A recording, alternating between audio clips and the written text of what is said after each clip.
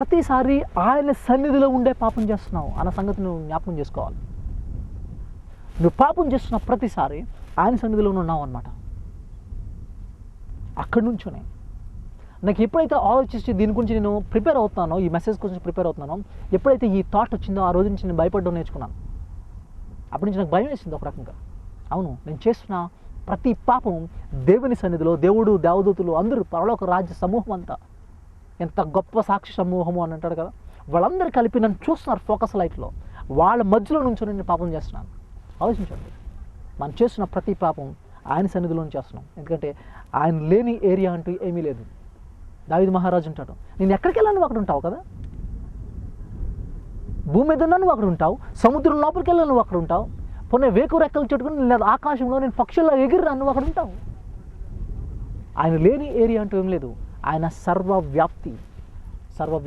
ఈ సత్యం మనం గమనించాలి. కాబట్టి మూడవది, అనంతుడు అన్నప్పుడు ఆయన టైంలోనే కాదు, ఆయనకి టైంకే కాలానికే సరిహద్దులు కాదు,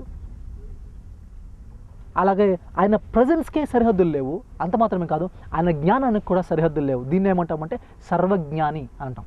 దేవుడు సర్వజ్ఞాని. ఇంగ్లీష్లో చెప్పుకోవాల్సి వస్తే ఆమ్నిషియంట్. ఆమ్ని అంటే ఆల్ అని, ఆమ్నిషియంట్ అన్నప్పుడు ఆల్ నోయింగ్, అంతా తెలుసు. దేవునికి తెలియనింటూ ఏమీ లేదు. ఆయనకి సమస్తము తెలుసు. ఆయన దగ్గర దాచబడి మరుగు చేయబడడానికి ఏమీ లేదు. ఈ సత్యాన్ని మనం గమనించాలి. సర్వజ్ఞాని అన్నప్పుడు మనం తెలుసుకోవాల్సిన సత్యం ఏంటి అని అంటే, దేవుడికి అంతా తెలుసు. ఆయన దగ్గర దాచబడి మరుగు చేయబడడానికి ఏమీ లేదు. సమస్తము తెలిసిన దేవుడు. నీ గురించి, నా గురించి, మన యొక్క జీవితాల్లో మనం ఏమేమి చేశామో అంతా ఆయనకు తెలుసు. ఆయన దగ్గర దాయడానికి ఏమీ లేదు. He knows everything. ప్రతిదీ తెలిసిన దేవుడు. మీరు ఆలోచించండి, మీ దగ్గరకు ఒక వ్యక్తి వచ్చాడు, ఆ వ్యక్తి గురించి మీకు పూర్తిగా తెలుసు అనుకోండి. ఆ వ్యక్తి మిమ్మల్ని మోసం చేయడానికే వచ్చాడన్న సంగతి మీరు తెలిస్తే తను మీరు ప్రేమించగలరా? చేయలేం. కానీ దేవుడు గొప్పదనం ఏంటో తెలుసా?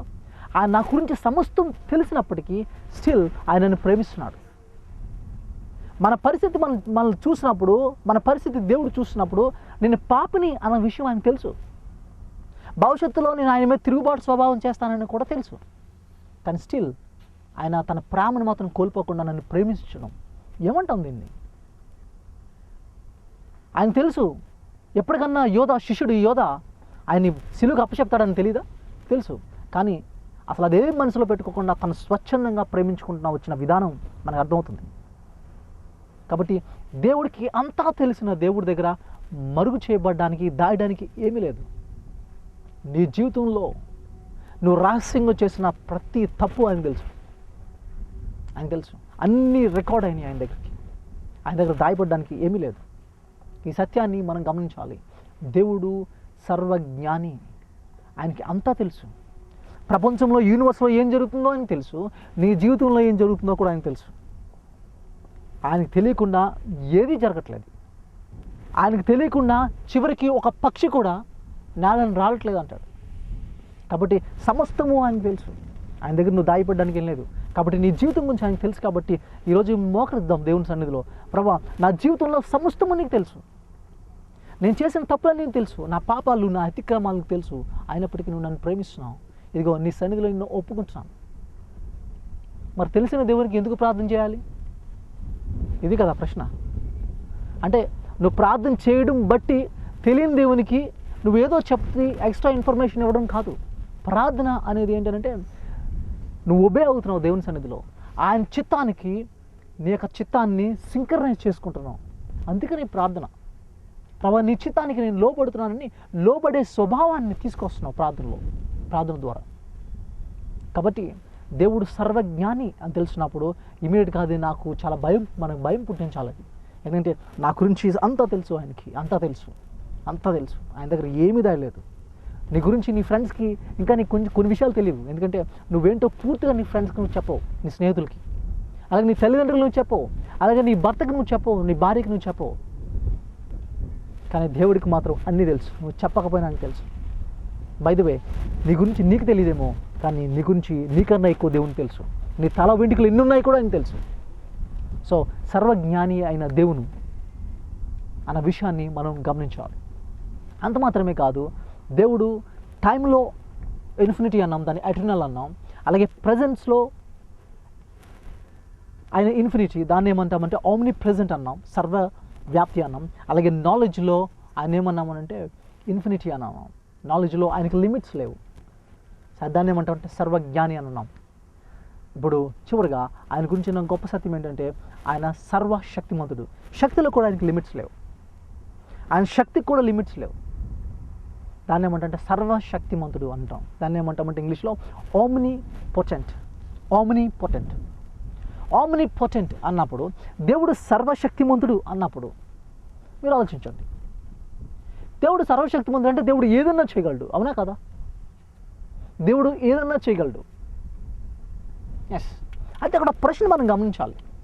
దేవుడు ఏదన్నా చేయగలడు అంటలో దేవుడు అబద్ధం ఆడగలడా, మోసపరచగలడా? దేవుడు చేయలేడు. ఎలాంటి అంటే దేవుడు చేయలేని ఉన్నాయన్న అలా చెప్పలేం. దేవుడు సర్వశక్తిమంతుడు అంటే ఆయన ఏదన్నా చేయగలడు పాజిటివ్ సెన్స్లో, కానీ తన నేచర్కి, తన స్వభావానికి వ్యతిరేకంగా ఆయన ఏం చేయలేడు. అంటే ఒక రకంగా చెప్పాలంటే ఆయన నాన్ సెన్స్ చేయడు, ఆయన స్వభావానికి విరుద్ధంగా ఆయన ఏమి చేయడు. ఈ సత్యాన్ని మనం గమనించాలి.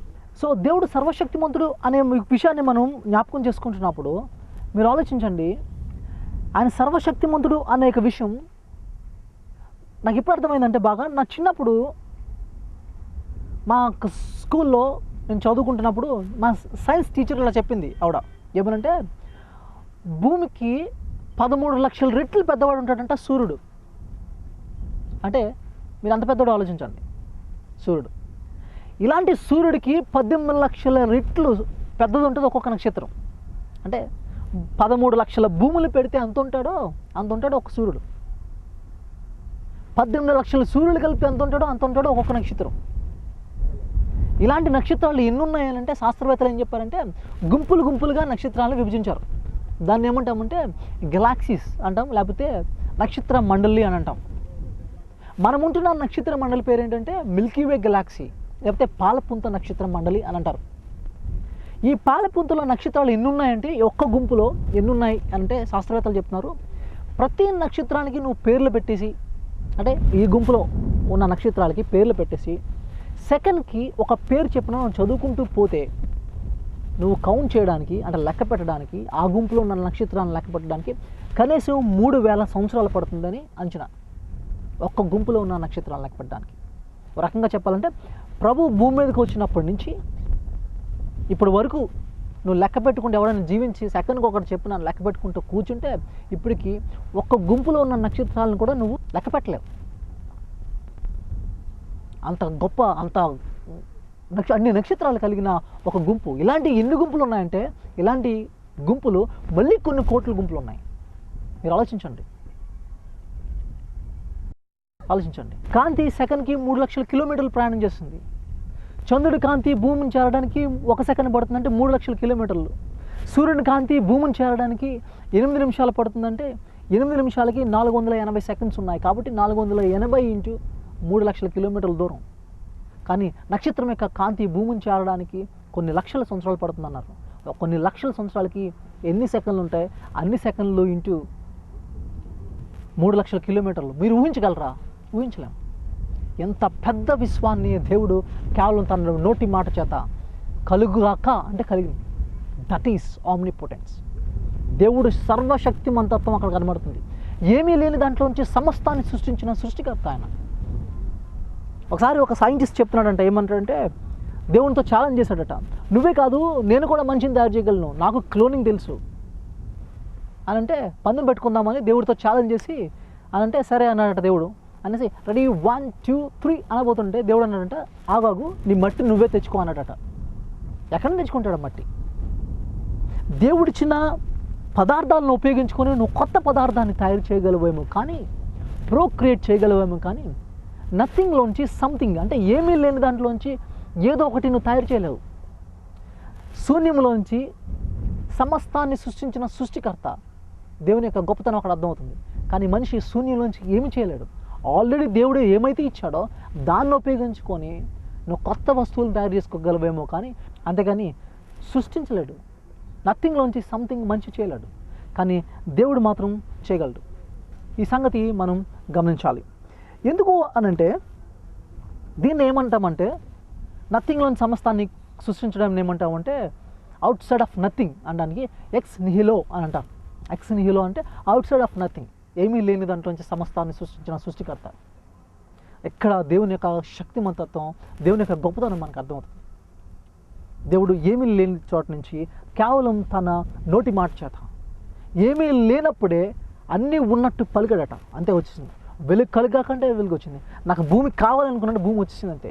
ఆయన నోటి మాటకి అంత శక్తి ఉంటుంది. అదే నోటి మాటకి ఏం చేస్తుంటే జీవాన్ని ఇస్తాడు. మనిషికి నాసికారంధ్రంలో ఊది జీవించమంటే మనిషి జీవిస్తున్నాడు. అదే శక్తితో ఏమంటాడంటే లాజరు పైకి రా అని అంటే లేచి పైకి రా అంటే చచ్చిపోయిన వాడికి ఊపిరితిత్తుల్లోంచి ఎన్నిటిలోనికి ఆక్సిజన్ ఇవన్నీ పంపింగ్ సిస్టమ్ అంతా నర్వ్స్ అన్నీ మళ్ళీ స్టార్ట్ అయిపోయాయి. దేవుడికి ఆ శక్తి ఉంది. కాబట్టి ఈ యొక్క ప్రాముఖ్యమైన ఈ విషయాలు మనం తెలుసుకున్నప్పుడు, దేవుని యొక్క ఈ లక్షణాలు మనం తెలుసుకున్నప్పుడు మనకి ఏం అర్థం అవ్వాలి? దేవుని యొక్క శక్తి అర్థమైనప్పుడు మనం చాలాసార్లు ఏమంటామంటే దేవుడు సర్వశక్తిమంతుడు అన్నట్టు జీవిస్తాము అని చెప్తాము, కానీ ఆయన సర్వశక్తిమంతుడు కానట్టు జీవిస్తాం. చాలాసార్లు మన జీవితంలో ఎలా ఉంటామంటే దేవుడు సర్వశక్తిమంతుడు అని చెప్తాం, కానీ సర్వశక్తిమంతుడు కానట్టు జీవిస్తాం. మనం ఏదైనా ప్రాబ్లంలో ఉన్నప్పుడు, సమస్యలో ఉన్నప్పుడు ఊరికి టెన్షన్ పడిపోయి దేవుడు ఇదేమీ చేయలేడు అన్నట్టు జీవిస్తూ ఉంటాం. ప్రార్థన మాత్రం చేస్తాం, కానీ ఆయన నా జీవితంలో కలుగు చేసుకుని ఏదైనా మార్పు తీసుకొస్తాడు అనే నిరీక్షణ లేనట్టు జీవిస్తూ ఉంటాం. దేవుడు సర్వశక్తిమంతుడు, ఆయన నీ జీవితంలో ఏదన్నా చేయగలడు, ఎప్పుడన్నా ఏ మార్పునా తీసుకురాగలడు. ఈ సంగతి మనం గమనించాం. కాబట్టి ఈ 4 ప్రాముఖ్యమైన విషయాలు మనం ఒకసారి గమనిద్దాం. ఆయన అపరిమితుడు, అనంతుడు, అంత మాత్రమే కాదు, ఆయన సర్వజ్ఞాని, సర్వశక్తిమంతుడు, అలాగే సర్వవ్యాప్తి. దేవుని యొక్క లక్షణాలు మనం తెలుసుకునే కొలది, ఆయన గురించి లోతుగా తెలుసుకునే కొలది, ఆయన గురించి నా గొప్పతనం మనకు అర్థమయ్యే కొలది ఆయనకి మరింత దగ్గరగా సన్నిహితంగా మనం జీవించాలి. ఆయన యొక్క భయం మన మీద ఉండాలి. కాబట్టి వచ్చే వారం మరికొన్ని విషయాలతో మీ ముందుంటాను. దేవుని యొక్క లక్షణాలు, మరికొన్ని లక్షణాలు మనం తెలుసుకుందాం. అంతవరకు సెలవు తీసుకుందాం. చిన్న ప్రార్థన చేసుకుందాం. ప్రేమగల మా ప్రియ పరలోకపు తండ్రి, ఇచ్చిన యొక్క సమయాన్ని బట్టి నీకు వందనాలు చెల్లిస్తున్నాం. ప్రభు ఇదిగోదవా, నీ ప్రియ బిడ్డలతో ఇప్పటి వరకు మీరు మాట్లాడిన విధానం బట్టి నీకు వందనాలు చెల్లిస్తున్నాం. మా దేవుడు సర్వశక్తిమంతుడు, సర్వవ్యాప్తి, ప్రభు సర్వజ్ఞాని. కాబట్టి ప్రభు ఈ లక్షణాలు కలిగిన మా దేవుడు, కాబట్టి ఈ లక్షణాలు కలిగిన దేవుడిని మేము నమ్ముతున్నాం. కాబట్టి ప్రభా, మాలో ఆ భయం ఉండడానికి మీ కృపను చెప్పండి. దేవుడు అన్ని చోట్ల నన్ను చూస్తున్నాడు, అన్ని చోట్ల ఉంటున్నాడు, కాబట్టి అన్ని చోట్ల నుంచి నన్ను చూడగలడు, అంతా ఆయనకు తెలుసు అన్న సత్యాన్ని నేను గమనించినప్పుడు నేను ఎక్కడున్నా, ఒంటరిగా ఉన్నా, నా తలంపులు అన్నీ నువ్వు తెలుసు. కాబట్టి ప్రభా, అన్నీ సరి చేసుకోవడానికి వీలవుతుంది. కాబట్టి ప్రభా, ఈ పిల్లలతో, నీ బిడ్డలతో ఈ మాట్లాడడానికి నువ్వు నాకు ఇచ్చిన యొక్క సమయాన్ని బట్టి నీకు వందనాలు చెల్లిస్తున్నాం. నన్ను ఉపయోగించుకొని నా ద్వారా నాతోనూ మా అందరితోనూ మాట్లాడుతున్నందుకు నీకు మరొకసారి వందనాలు తెలియజేస్తూ మా ప్రభువును రక్షకుడైన యేసుక్రీస్తు నామమున అడిగి వేడుకుంటున్నాం తండ్రి. ఆమేన్.